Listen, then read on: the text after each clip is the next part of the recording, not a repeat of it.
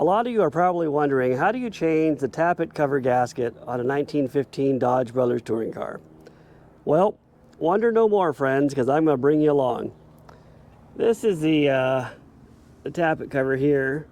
It looks like it's two pieces held on with two wing nuts, the way cars are supposed to be made.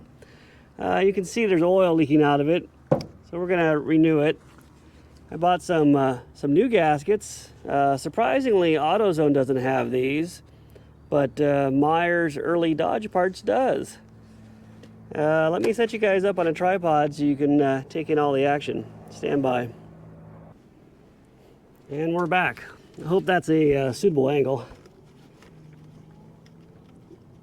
Once again, I think every car should be made with wing nuts.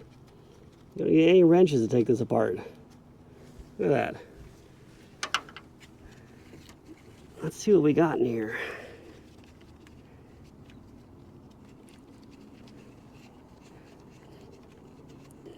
I wonder what the book rate is on this job. The flat rate manual should tell me how much I should charge the customer. Alright, look at that. Gosh, does it even have a gasket? I'll bring you guys in there a little closer in a second. If it had a gasket, I think it's petrified. It's gone. Can you guys even see that? Let me bring it back. I'll bring you in closer. Here's the valve springs, the inner workings.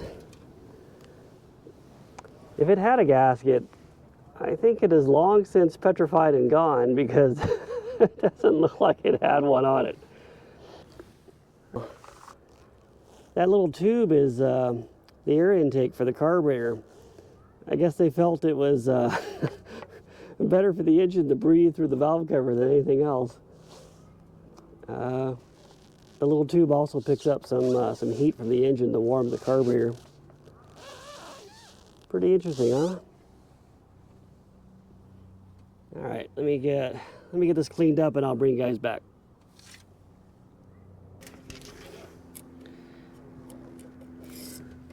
Call me crazy, but I don't think there's a single gasket on this thing.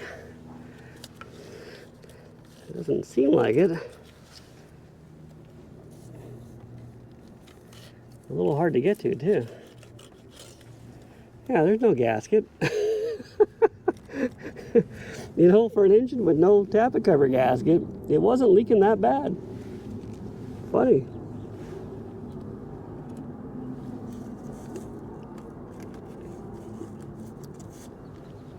Wonder why there's no gasket.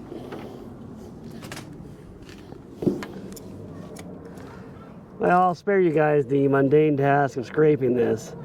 Let me try and do a diligent job of scrubbing this thing out a little bit, and be back in a second. All right, it's cleaner, and it's certainly good enough for who it's for. These are the valve covers. Two little things. This is how they came out. I haven't touched them yet. There's no gasket glued to them. Kind of funny. Who knows what happens to people's cars, huh?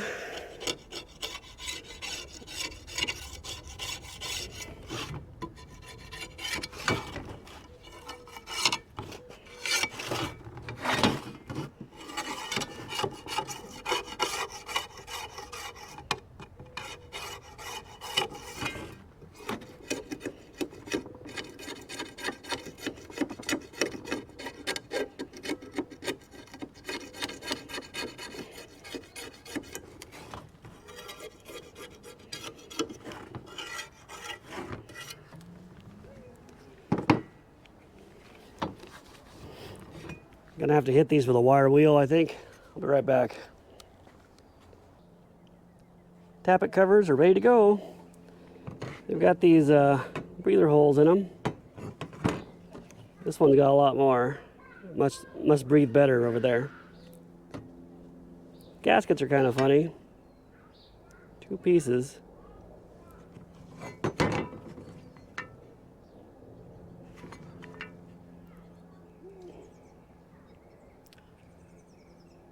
Looks like they fit best like that.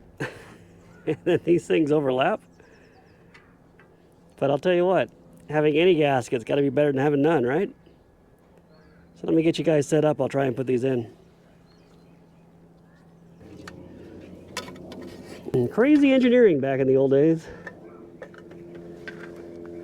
But here we are, 108 years later, it still runs. And there's no check engine light on.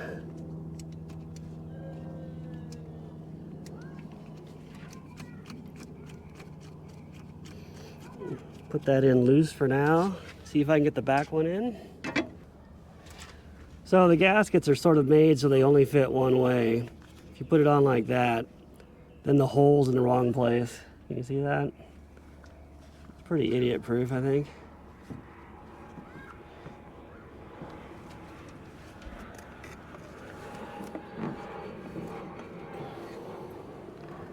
Let's see, look at that.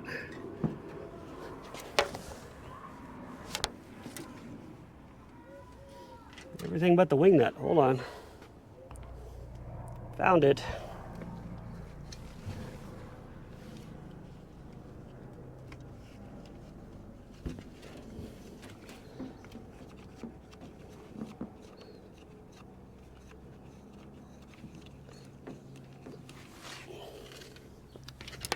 Make sure it's all in position here. I think I just bumped you guys. Sorry about that. There you go.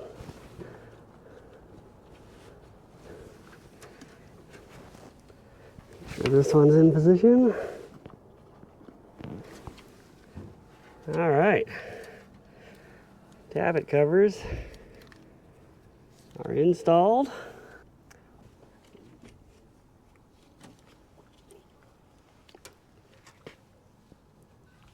I'll show you guys the front detail of the gasket.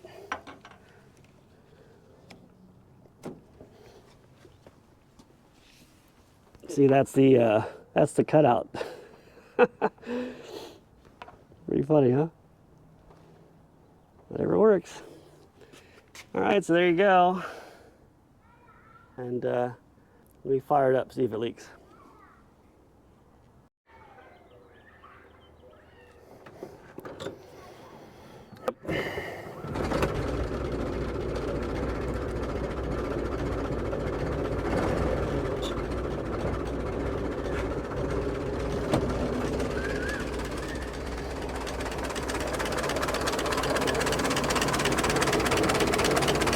Looks pretty dry, huh?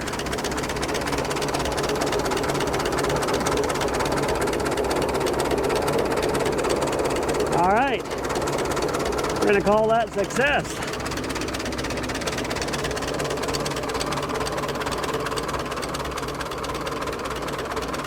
Thanks for watching. This job is done.